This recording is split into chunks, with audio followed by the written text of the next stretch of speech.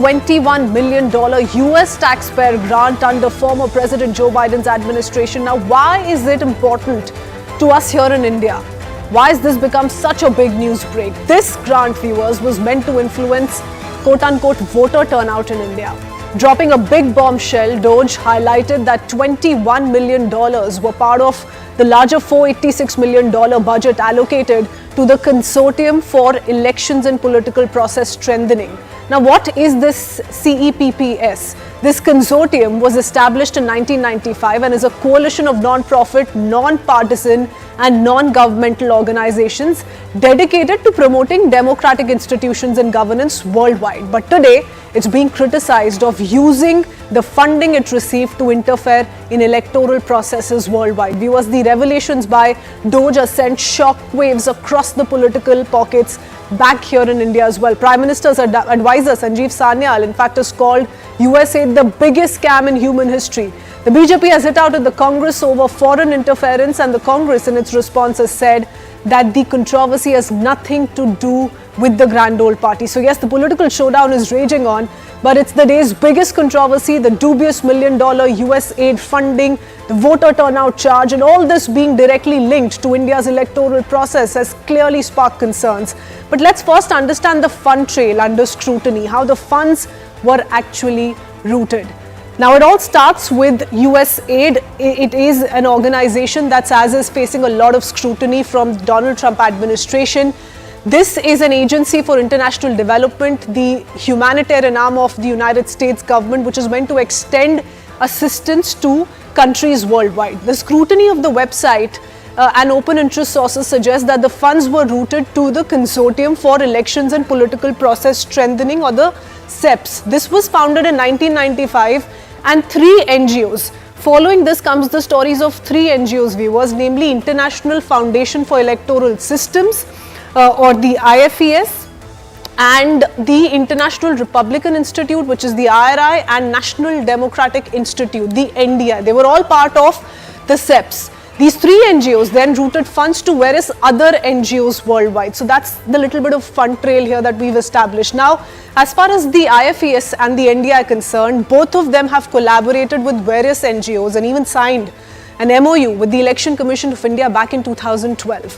While the former Chief Election Commissioner of India, S.Y. Qureshi, confirmed that in 2012, the election body did indeed sign this MOU with the IFES for training of election officials, he clarified that no financial transactions were part of this MOU. But concerns are being raised, viewers, if the crucial election-related data available with the Election Commission of India was shared with the IFES and other NGOs they funded. Now, coming to NDI, NDI is the other organization which is a part of the CEPS. This NGO too allegedly routed funds to another NGO, namely the Asian Network for Free Elections, which is also under scanner, viewers. Close to $4 billion have been routed from USAID to CEPS as per the previous audit reports of the organizations. However, their websites are now defunct, which raises another question, another suspicion. The controversy has triggered a mega war of words, with both BJP and the Congress training guns at each other. While the ruling BJP has called this an attempt at voter subversion, the controversy has certainly given the Congress the much needed boost, particularly with its doubt over some of the state assembly elections held in recent past. The BJP, to quickly take you through the allegations, has called out external interference in India's electoral process, claiming that the funding has benefited the Congress. However, hitting back, the grand old party has questioned the BJP so as to why would they self-sabotage its own electoral prospects if indeed this funding was underway under the then UPA regime prior to 2014. Now, countering the big allegation by the Bharatiya Janata Party of systemic infiltration by foreign forces, the Congress has asked if BJP would attribute its 2014 win to USAID and the subsequent foreign funding. That's how the Congress has turned it on the BJP instead. And upping the ante, the Bharatiya Janata Party is also alleged that the Congress Soros link stands exposed with this too, that George Soros' shadow is looming over India's electoral process. And this they say while citing that the IFES, which we just spoke about, which is indeed funded by USAID, is linked to George Soros' Open Society Foundation. The Congress on its part has instead asked the Bharatiya Janata Party if there was a Soros hand behind BJP's rise to power starting 2014. So yes, the DOGE controversy is only getting bigger. Who's really behind the $21 million USAID funding to India? Who did it really benefit? Who gained from it? We'll take all of those questions to our experts joining us in just a bit. First up, the top reactions.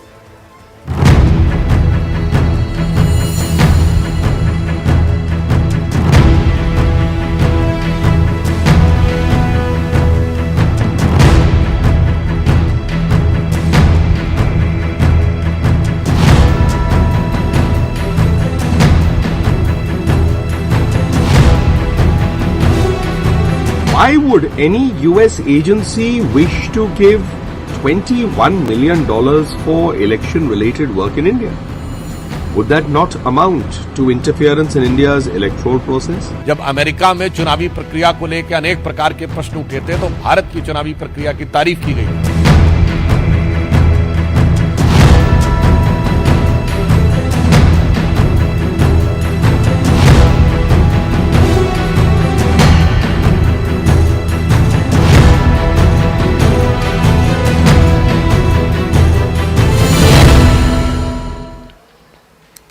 Let's quickly open this up with our guest joining us this evening, Sardar R.P. Singh, national spokesperson of the BJP, along with political analyst Kamru Chaudhary. Good evening to both you gentlemen. We're talking about a very detailed topic indeed, and it's multi-layered. So first to you, Mr. R.P. Singh, what do you make of, the counter that's coming from the Congress? It's a brief counter. We've not heard so much from the grand old party, but so far they seem to be turning on the Bharatiya Janata Party. Instead, they say, you've been in power since 2014, and if indeed these kind of funds were being sanctioned, they were being granted by the USAID through some of these NGOs, what were you doing about it? Did you benefit from it, they ask?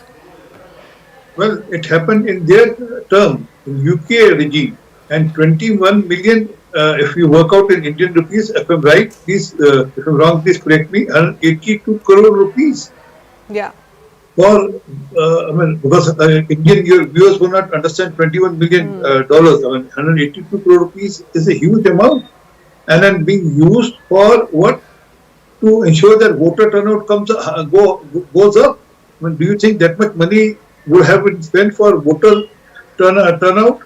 No, there's something bigger than that. And the former election commission accepted. Yes, there was some sort of interference by these foreign NGOs to train the election machinery to enhance the voter turnout. But that's just one part. How would you know that that these were being used only for training?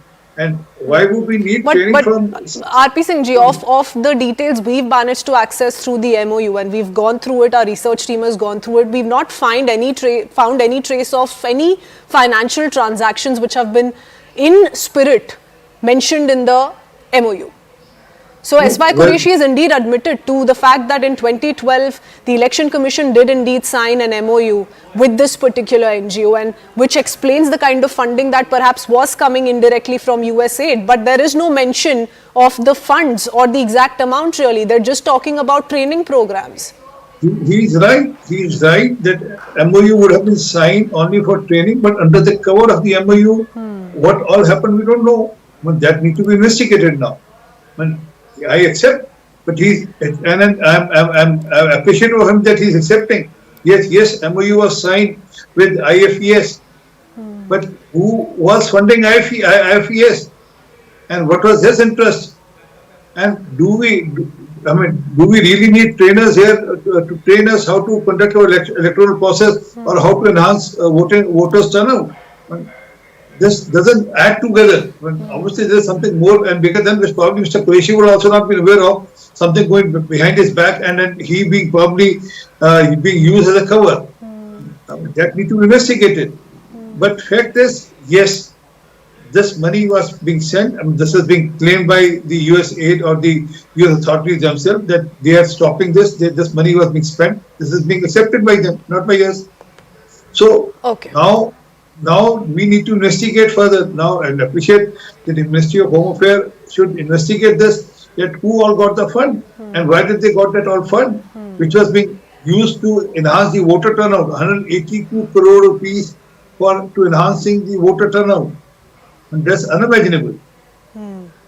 Now, a lot more funding has gone into all of these countries through these NGOs since 2008 is what we're learning. And I'll cite that particular fact and where I'm picking up that number 2008 from. But Vice President J.D. Vance, Mr. Kamru Chaudhary, is also hit out at the Biden administration and has spoken of this kind of interference in regime change. He spoke of this regime change operation in Europe. So that's a case in point that's been cited by him very recently in one of the public addresses he made. While we talk about these facts here that the Bharatiya Janata Party continues to highlight against the Congress, how can we then rule out the possibility that the same was attempted in India, sir? No, Christian, first and foremost, you must understand two very important points out here. The first one is that during the last 3 financial years, India had received around 55,000 crores of foreign aid donation to Indian NGOs. Point number one. Why I am saying this is very important. If India had received $21 million during UPA regime in 2012-13, then was this money used to sabotage the Indian election process when No, I think you're mixing the two issues. That's what Pawan Khera of the Congress party also said, Mr. Kamru Chaudhary. The 2012 MOU has nothing to do with the $21 million that are being spoken of. This amount has been sanctioned under Biden administration. It now stands cancelled. So perhaps this amount has not even reached India. We'll have to wait for a proper detailed probe to conclude. But the 2012 episode that you're talking about has got nothing to do with funding.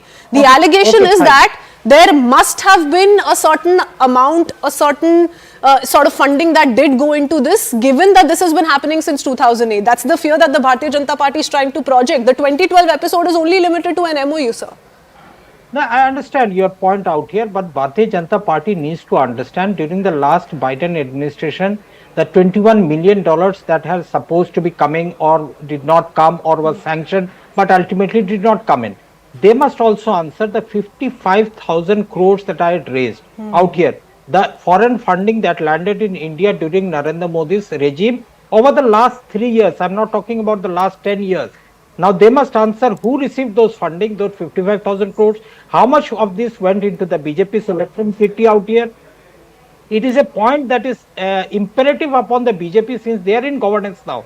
If there is any malified intent to interfere with the election processes in India, it's a very wrong thing. But the point here that is coming out here is USAID, the organization which supposedly received funding from the US administration, not somebody from Tom, Dick and Harry giving some fund, ultimately used for regime changes in different parts of the world.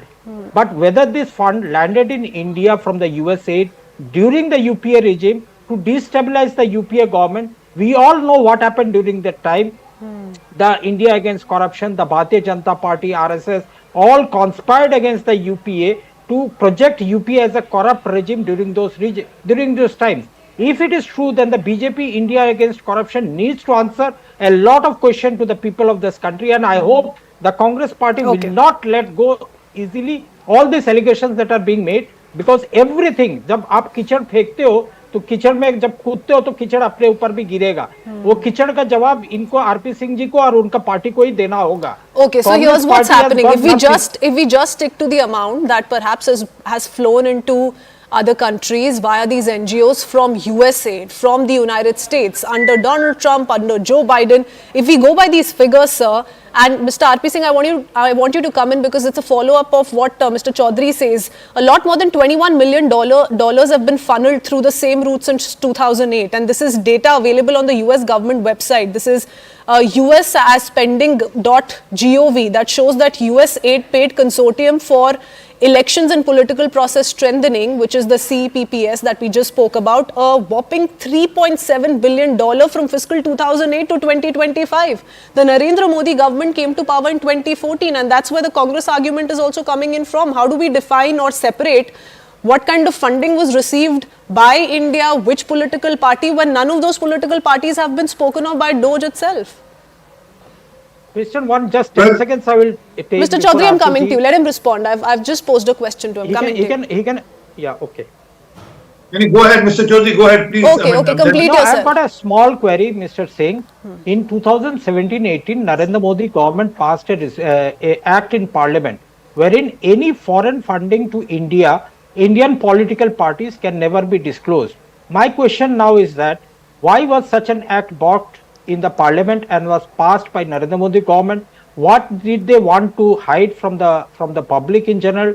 Was there any sort of funding received to influence the electoral processes in India, to influence the the governance in India or the legislation in India? So by the same logic, Mr. Kamru Chaudhary, the $21 million perhaps could be seen as an attempt to turn in your favor, to turn the electoral fortunes in your favor ahead of 2024 Lok Sabha elections. If we go by that logic, then that applies to you as well in 2024. Why did it bring in a logic that any political party receiving foreign funding will not be disclosed to the public? Why did the Modi government bring it? Sardar RP se.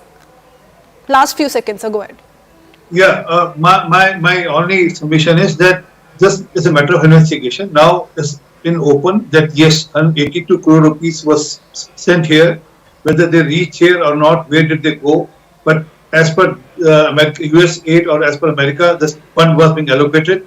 Now this is a matter of investigation, and then this once investigated, we'll come to know with more clarity that which way the fund was used, whether to subvert the government or to support the government or to help certain political parties, or to undermine the democratic process. Because recently it has been on record that there's a deep state which is working within America to destabilize certain democracies, and that has been happening in last regime also. So was it being used here to destabilize the democratically elected government, or was it being used to promote certain interests here in India? Okay, there appears to be more than this. In fact, in an exclusive conversation with Zaka Jacob, Sanjeev Sanyal, the advisor to the Prime Minister, spoke of how there is a deliberate attempt which is being made by these foreign societies to create narratives in our social spaces as well. And interestingly, he gave the example of the NHFS gentleman and how he said that finally, given this pattern, given how false information was being peddled through these surveys, upon foreign meddling, we're now trying to go by a homogeneous model. Yes, Mr. RP Singh, you want to come in? Well, this is matter of investigation, and it's very serious matter. 182 crore rupees is no less amount, and then and it happened during UPA regime, and then Mr. Qureshi has accepted. Yes, there was. He accepted one part, also not for the funding, but he's accepted one part. Yes, there were people being trained here. The electoral officers were being trained here for better turnout and other subjects. But why did we, and it would not happen without the consent of the HM Home Minister's office that time. Obviously the consent of the Home Minister's office would have been there for the same. It would not happen without the consent. RP Singh ji, Kamru Chaudhary, stay on with us. We need to move on to another very special discussion. But yes, that question is going to remain unanswered till we find something conclusive, and hence we're hoping that investigations pick up on this as soon as possible. If some sort of concrete allegations need to be answered by any given political party, because till then the needle of suspicion is going to be pointed at each political party by the other. Gentlemen, stay on with us. Let's quickly shift our attention now to the big controversy that we've been focusing on the last few hours. Rahul Gandhi's close aide, Congress's overseas chief, Sam Pitroda, is at it yet again, completely turning a blind eye to the Galwan clashes, to the Tawang skirmishes. Sam Pitroda said that China is not our enemy and that there's no threat to India from China whatsoever. But here's where it gets all the more bizarre. He says India is the one that has had a confrontational approach since the beginning. Sam Pitroda wasn't the only one criticized for towing a pro-China line today. Dismissing India's drone industry, Rahul Gandhi showcased a China-made drone in a video, and that video is on your screens, viewers. However, this video has not gone down well, with the drone industry coming down heavily on Congress leader for showcasing a banned Chinese product. In fact, President of Drone Federation of India also said it's quite discomforting for him and the entire community to see someone with significant responsibility to say that no one understands drone technology in India. But viewers, the China Congress tangle isn't a new story. Time and again, we've seen the Congress, its leaders heaping praises on China. And each of those times, we've seen the BJP rake the issue, hit back at the grand old party. Here's a quick reminder of each of those times those controversial remarks have come in from the several Congress leaders. I don't know what is the threat from China. I think there is always this thing blown out of at times proportion because US has the habit of defining an enemy. I think time has come for all of us to really network nations and not have confrontation. Our attitude is that of confrontation from day one. I think we need to change that pattern. To assume that China is the enemy from day one, it's just not fair, not just to China, but to anybody. And our Chief of Army Staff has said that the Chinese are inside our territory. This is a fact. The reason China is inside our territory is important. The reason China is sitting inside this country is because Make in India has failed. The reason China is sitting inside this country is because India is refusing to produce. And I'm worried that India is going to give up this revolution to the Chinese once again. Well, if you call having Chinese troops in 4,000 square kilometers of our territory handling something well, then maybe. We've got Chinese troops occupying land the size of Delhi in Ladakh. I think that's a disaster. Media doesn't like to write about it. We could hold country together as diverse as India, where people on East look like Chinese, people on West look like Arab, people on North look like, maybe white, and people in South look like Africa. Doesn't matter. We are all brothers and sisters. We all respect different language. We all respect different religion, different look, different custom, different food. That's the India I believe in, where everybody has a place. Everybody compromises a little bit.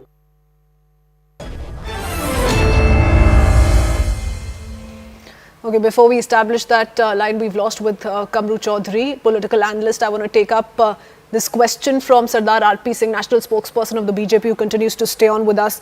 Sardar R.P. Singh, what exactly do you find problematic in the comments that have been made by Sam Pitroda? You're seeing this in continuation to what was said by Rahul Gandhi in Lok Sabha not too long ago. We've been highlighting the several other comments by the two leaders that have been picked up by the Bharatiya Janata Party. But is this the BJP taking it a bit too far, as has been spoken of by the Congress? Well, let's understand what is happening. Is something like a payback time ongoing, which is happening with the Congress Party for China, with China, and specifically the Congress Party. But they have signed a MOU with Communist Party of China, and then before that there was some fund being transferred to Rajiv Gandhi Foundation. That's on record. We don't know how much otherwise we don't know, but something which is on record, which is there. So this is a payback time which keep happening, whether it's the Congress Party and its leader, whether it's Mr. Rahul Gandhi, who goes and conduct a closed-door meeting and never reveals that until as a picture comes out, and then he sheepishly accept, or the Congress Party sheepishly accept, yes, there was a meeting which was conducted with the Chinese ambassador and the Mr. Rahul Gandhi and the family in Delhi, or whether it is the China's intrusion. I mean, I just heard that he said Indian Army General has said that China has intruded India. I mean, I'll appreciate. I mean, it's the other way around. The Indian Army General on records said that not an inch of land is being intruded by China. So, on whose behest you keep propagating falsehood or spreading false narrative here to support the China's cause? I mean, that drone which he was showing, again a Chinese drone. I mean, why is he promoting Chinese drone here? I mean, he could have spoken about the technology. He could have asked certain entrepreneurs or enterprises to come and do something of that sort, or he could have done it. He could have approached them to build up something of that sort. That's understandable. But promoting a Chinese drone which is banned here, which is banned in India, we don't allow any Chinese equipment or Chinese armors here, or anything which can relate to weapon here in India. It's totally banned. But yes, they have to promote China. They have to do something which is helpful to China, or at times also on behest of China, they built up narrative here. I'm saying that they built up narratives which suits China, and not only China. But when Mr. Rahul Gandhi speaks that Kashmir, there's a bloodbath which is happening in Kashmir after the 370 abrogation. But that was being used so by whose side are you on? 1 second. That was used by Mr. Imran Khan in UN, saying that the Indian leader of opposition is saying so. Okay. So why? And these are sensitive issues, isn't it? Our equation with China is governed by three domains, which is the economic, diplomatic, and military. But in towing this kind of a line, Kamru Chaudhary, Rahul Gandhi ends up going against his own nation and the sentiment of the people of the country. No, Christian. Basically, what I call in Hindi is til ka tal karna. What Sam Pitroda has said, he is entitled to his own independent view that I don't subscribe to, nor does my party leader subscribe to, I believe. But basically, he holds a prime position in the Congress party. No, he's a close aide of Rahul Gandhi, rather his mentor. No, we from Indian National Congress, we acknowledge that China has consistently been at loggerheads with India, whether through border tensions, whether through strategic encroachments or economic aggression. We are facing the encounters on all the three fronts, whether it be basically be the incursion into Ladakh and other regions of our border, or whether it be the economic aggression on our industries. But you see the hypocrisy of the Bharatiya Janata Party and the government in dealing with China. Shouldn't you then reject all of these claims made by Sam Pitroda instead of distancing yourself officially from his comments? Speaking of this as his individual perception or judgment, shouldn't you rather take action against the leader? He still represents the Congress officially. No. He's spoken of the fact that there's no threat from China. He's spoken of the fact that we are the ones who are constantly perhaps provoking China. We are the ones who are holding this against China.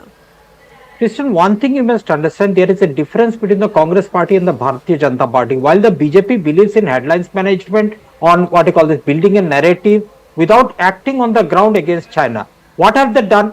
When 20 of our brave Jawans were martyred in the Galwan region, at that time India imposed severe restrictions on some website.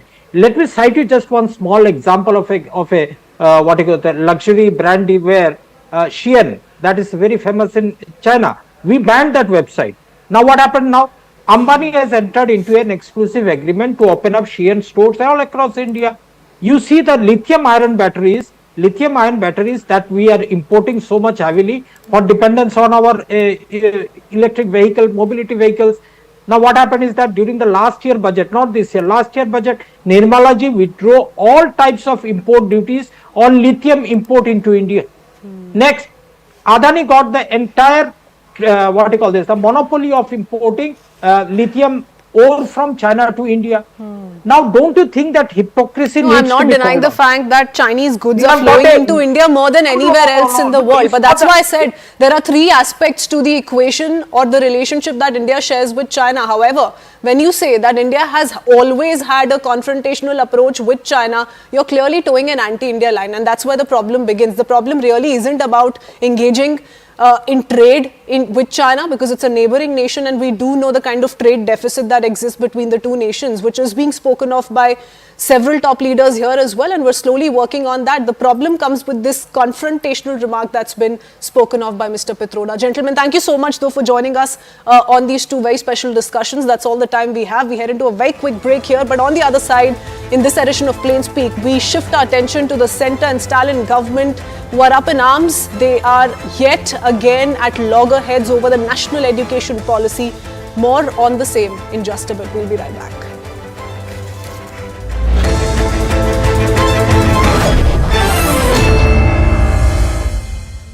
बात जब अपने family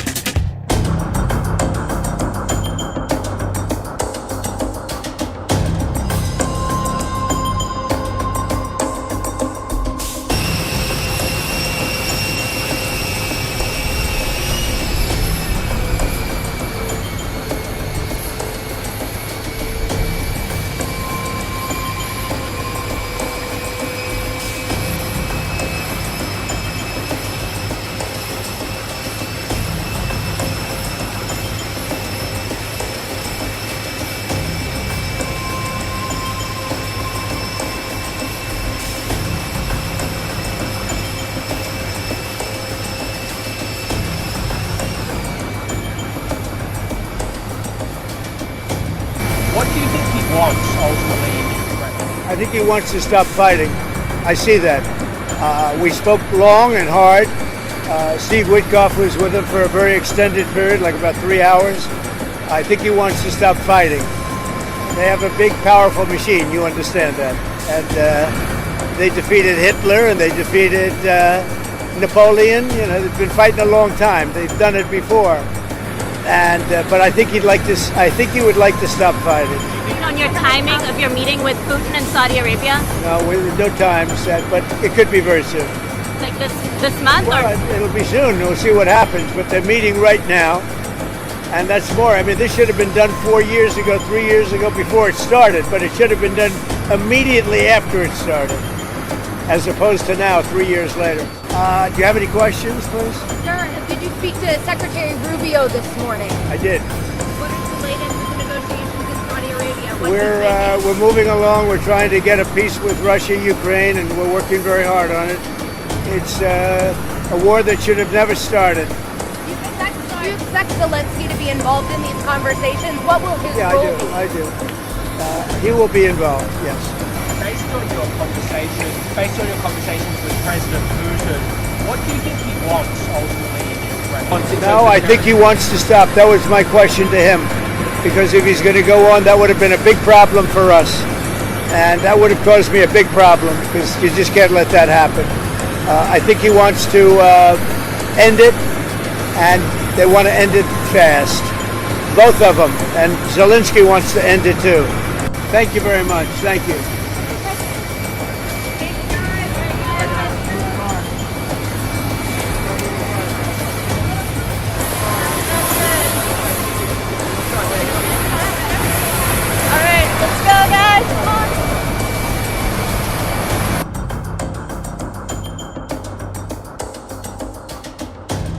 Это мощный сигнал о том, что теперь будем пытаться решать проблемы посредством диалога. И теперь будем говорить о мире, а не о войне. Ведь что было с предыдущей администрацией? Никакого диалога, война до конца. Это была официальная позиция предыдущей администрации. Судя по заявлениям президента Трампа, решаем проблемы через диалог. Никакой войны, нужен мир. Такая позиция, по идее, любому здравомыслящему человеку или государству должна импонировать больше. И в Россию в любой момент. Соответственно, президент Трамп тоже может приехать, когда захочет. Ну, конечно. Когда согласуем разрешительные условия. День Победы пока не детально не рассматривается. Президент Путин будет рад приветствовать всех глав государств мира, которые готовы разделить с нами радость и гордость за этот день.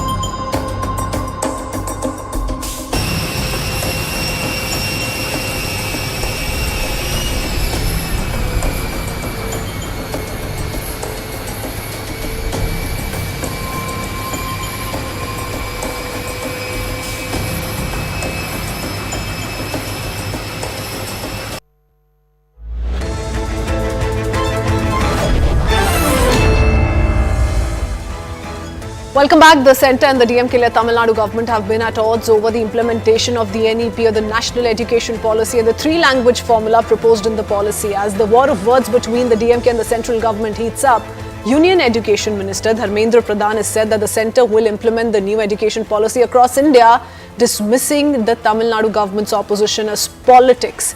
He's also claimed that funds will be withheld until the Stalin government grants acceptance of the policy. Now, the Tamil Nadu government, on the other hand, has called this blackmail politics, and even as this war of words snowballs, viewers, the NEP agitation, remember, isn't new to the state. Remember, it was yesterday, the 16th of February, when the Chief Minister accused the centre of blackmail over NEP refusal. Earlier, though, on 9th of February, the Chief Minister, M.K. Stalin, claimed that funds meant for Tamil Nadu were diverted to other states. Even before that, on 30th August 2024, both M.K. Stalin and Education Minister Dharmendra Pradhan exchanged letters. It was then that Stalin turned down the PM Shri initiative.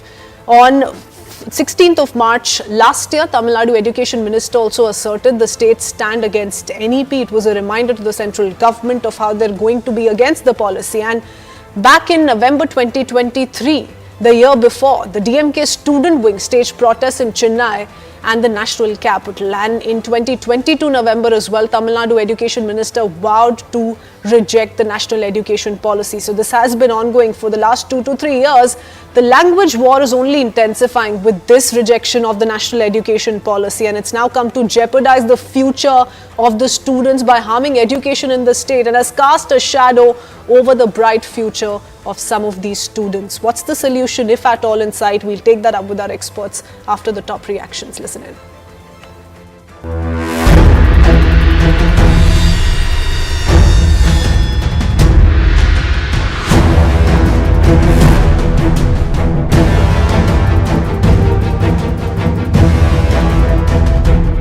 They are at one point of time they are agreeing to accept the government of India's conditions, and at one point of time they are also backing out. They are politically motivated. They are not for the welfare of Tamil Nadu.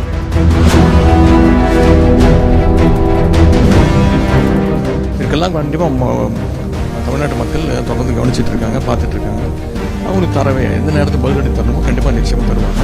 ஆனால் எந்த காலத்துலையும் கல்வி உரிமையை நம்முடைய திராவிட model அரசு, நம்முடைய மாநில முதலமைச்சர் விட்டு கொடுக்க மாட்டாங்க. M.K. Stalin is a pathological liar, the most incompetent chief minister in India.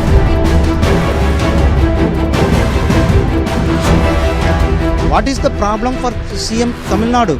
See, his main motive is to politicize the things.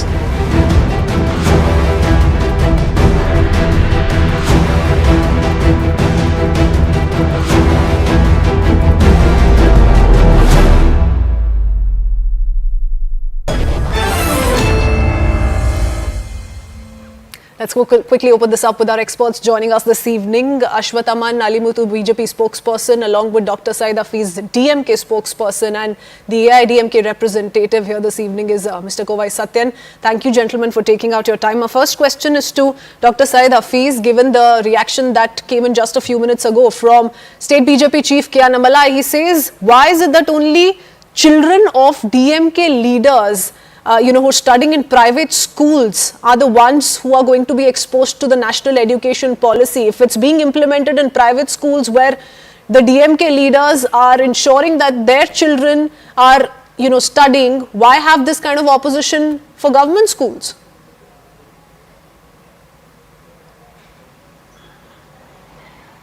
Dr. Hafiz.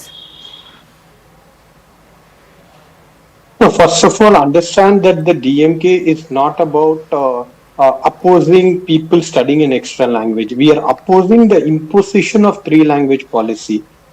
India is a country which is already lacking in literacy, which is suffering from bringing students into the school. So in such a scenario, you're bringing in and putting the burden of the student of bringing an extra language on them. So that is totally unacceptable, because the basic problem that the whole country is facing is to bring and enroll the students into the education system, which Tamil Nadu has successfully did.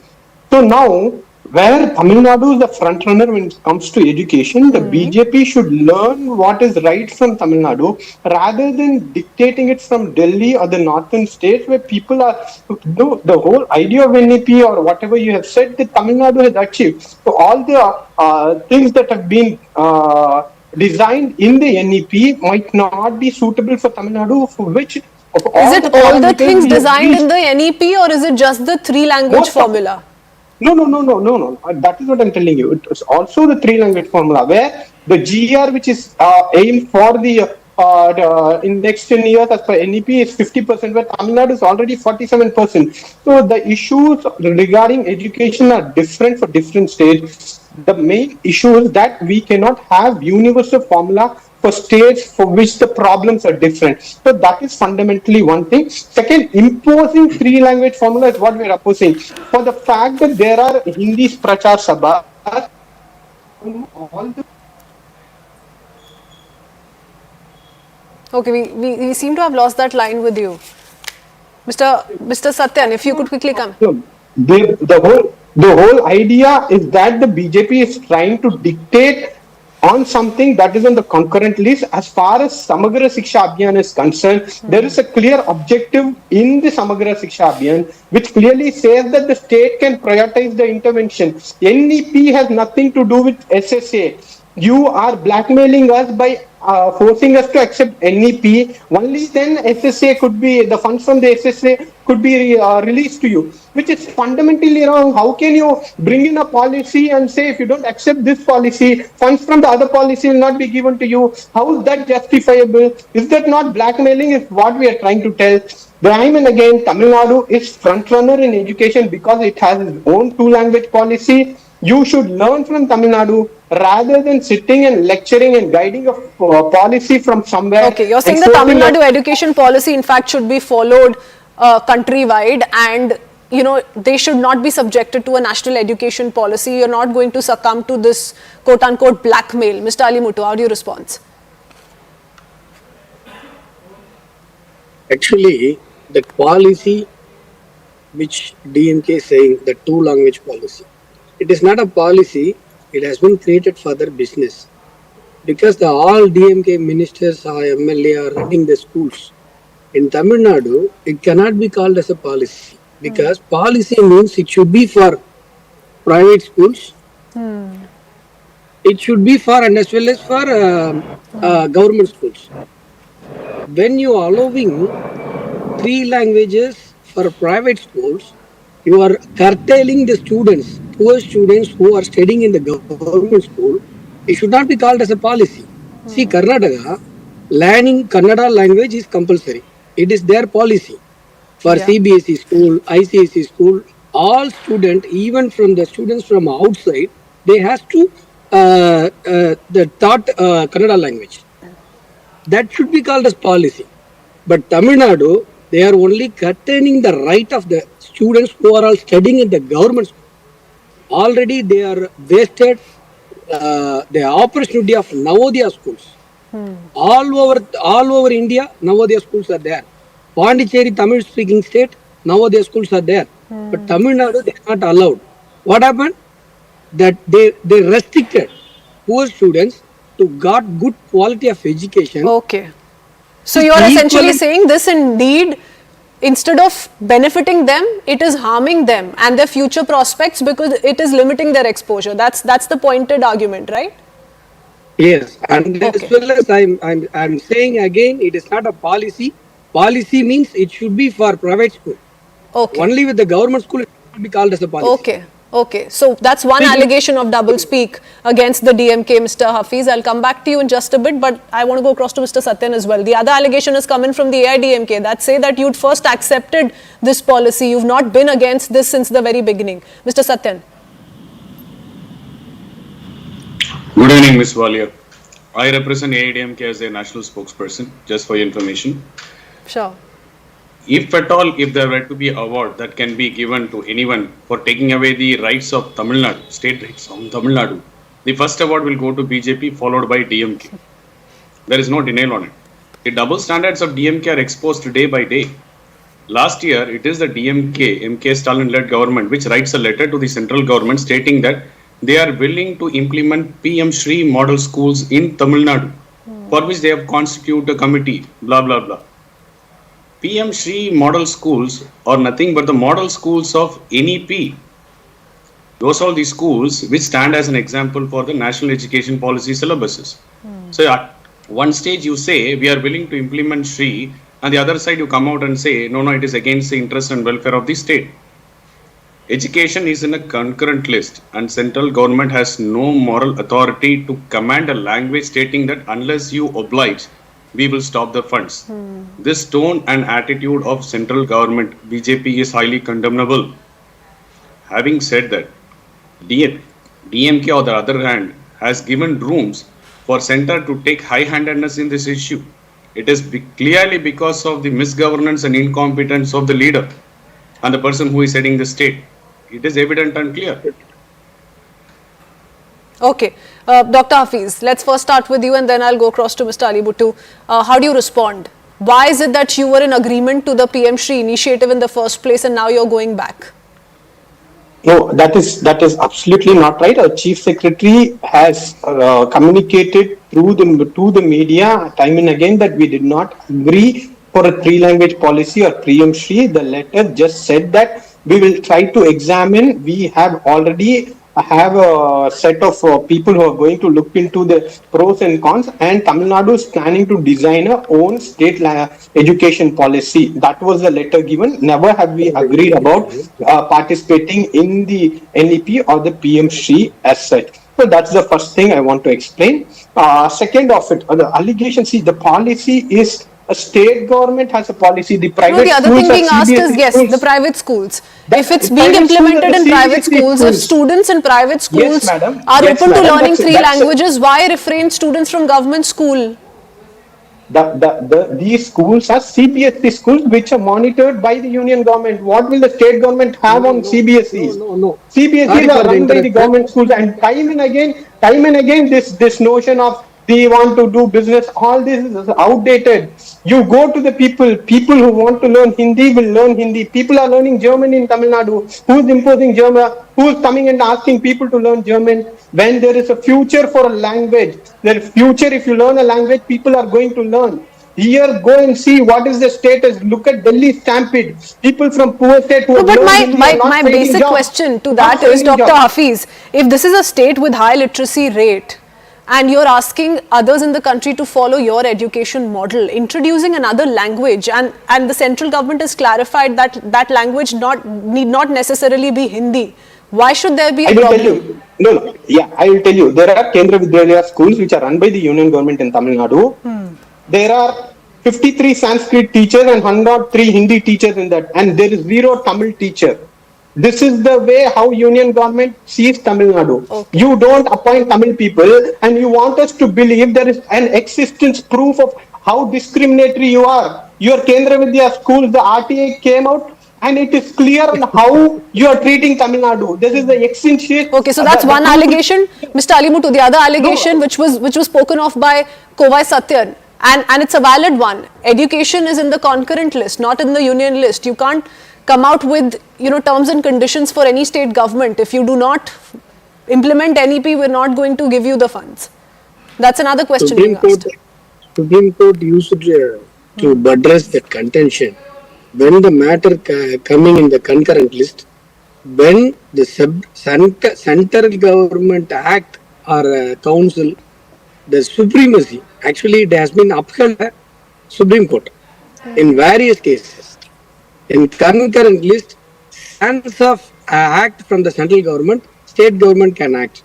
When the central government passes act or something policy are taken, that it should be having supremacy over the state government. It is well settled the proportion of the Supreme Court. Then the matter that DMK spokesperson, my friend, says, whenever I say private school, they said CBSE. Why you people forget that matriculation schools, which are all governed by the state government, even the Sunshine School, very first family of DMK, Stalin family is running the school. It's a metric school. It is not a CBSE school. They are giving three languages there. Okay, Okay, I have the last few minutes, and both you gentlemen have had your second round of arguments. Mr. Satyan, how do you look at the two versions so far? You've pinned the blame both on the Bharatiya Janata Party and the DMK. What do you make of the clarification that's come in?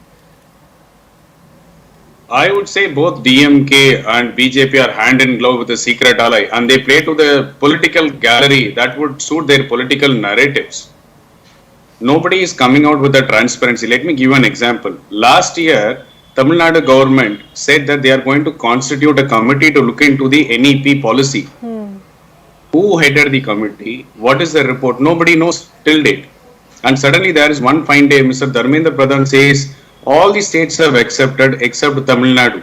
And he didn't say what is the objection from the DMK, state government. So rather than telling what exactly is transpiring between the state and the center, they are only interested to play politics to their own political benefit and narrative, putting the stakes of the common man and particularly the children's lives at stake. The state government borrows 3,50,000 crores in 3 years, and they are saying they don't have 4,000 crores, putting 1 lakh children's lives at stake, pointing finger at the central government.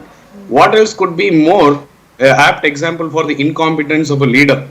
You borrow 3,50,000 crores and say 1 lakh students' lives are at stake because you don't have 4,000 crores. What else can be a mockery in a governance than this? Okay, Mr. Hafiz and then Mr. Ali Muttu. Last few seconds. Mr. Hafiz. The budget of Tamil Nadu when it comes to education is more than 46,000 crores. That is particularly to the school education. So with this 4,000, it's not only about being at stake, it is about the right that the Tamil Nadu deserves.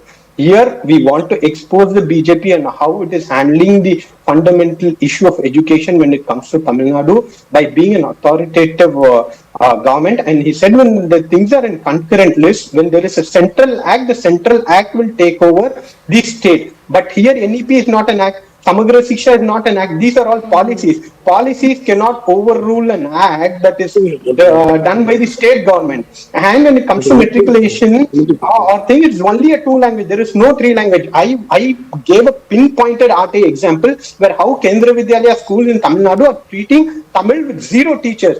That is the attitude they carry. In Andhra for Egalwayan tribal school, you have brought teachers from Rajasthan. Where people who are struggling to even come into Telugu medium, you have brought teachers from Rajasthan. Okay, so you're of the view that even if the state government want to consider the PM Shri initiative, the fact that it comes with the TNC, which is the national education policies, is the problematic factor here, is why you're going to be in disagreement with the central government. Well, we hope that some breakthrough really comes out of this, because it's the students' future at stake. At least 40 lakh students who are going to suffer if this kind of a funding is withheld on part of the central government, who've made it very clear that across the country the NEP is being implemented. Why not Tamil Nadu? Thank you so much, gentlemen, for joining us on the debate this evening at Plain Speak. On the other side, we shift our focus now to some international news. French President Emmanuel Macron is convening an emergency summit of European leaders in Paris to discuss Ukraine and security in Europe.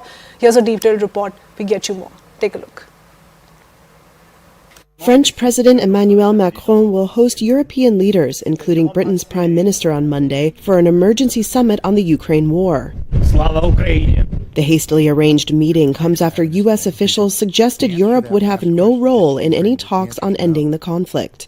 Leaders from Germany, Poland, Italy, as well as NATO Secretary General Mark Rutte and Ursula von der Leyen and Antonio Costa from the European Union are expected to be at the summit. The United States really is the big question mark at the moment. Political scientist and Bertelsmann Stiftung executive board member Daniela Schwarzer spoke to Reuters about the shifting power dynamics. We see that the United States wants to retreat from international organizations, so it is weakening structures of international order. U.S. President Donald Trump stunned European allies last week when he announced he had a call with Russian President Vladimir Putin and would start a peace process. Trump's Ukraine envoy Keith Kellogg said on Saturday that Europe would not have a seat at the table for Ukraine peace talks. Washington had sent a questionnaire to European capitals last week asking what they could contribute to security guarantees for Kyiv and what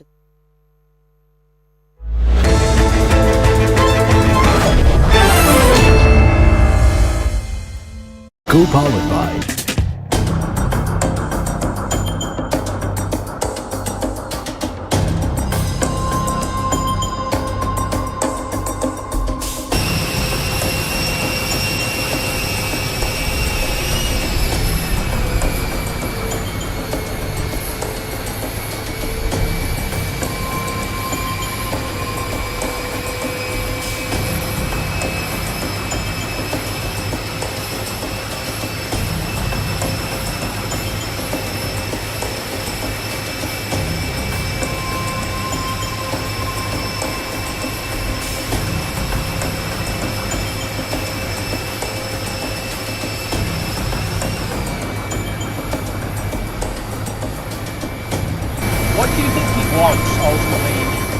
I think he wants to stop fighting. I see that.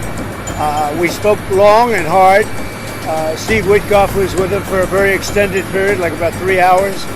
I think he wants to stop fighting. They have a big, powerful machine, you understand that. And they defeated Hitler and they defeated Napoleon. You know, they've been fighting a long time. They've done it before. And but I think he'd like to. I think he would like to stop fighting. On your timing of your meeting with Putin in Saudi Arabia? No, no time set, but it could be very soon. Like this month? Well, it'll be soon. We'll see what happens. But they're meeting right now, and that's more. I mean, this should have been done 4 years ago, 3 years ago, before it started. But it should have been done immediately after it started, as opposed to now, 3 years later. Do you have any questions, please? Sir, did you speak to Secretary Rubio this morning? I did.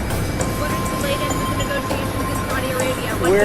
We're moving along. We're trying to get a peace with Russia, Ukraine, and we're working very hard on it. It's a war that should have never started. Do you expect Zelensky to be involved in these conversations? What will his role be? I do. He will be involved, yes. Based on your conversations with President Putin, what do you think he wants ultimately in Ukraine? No, I think he wants to stop. That was my question to him. Because if he's going to go on, that would have been a big problem for us. And that would have caused me a big problem, because you just can't let that happen. I think he wants to end it, and they want to end it fast. Both of them. And Zelensky wants to end it too. Thank you very much. Thank you.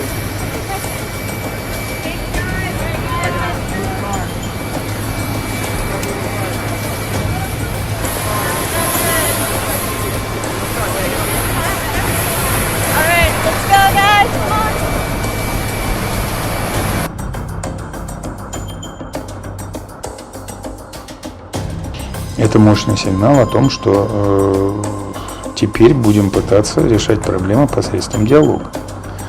И теперь будем говорить о мире, а не о войне. Ведь что было с предыдущей администрацией? Никакого диалога, война до конца. Это была официальная позиция предыдущей администрации.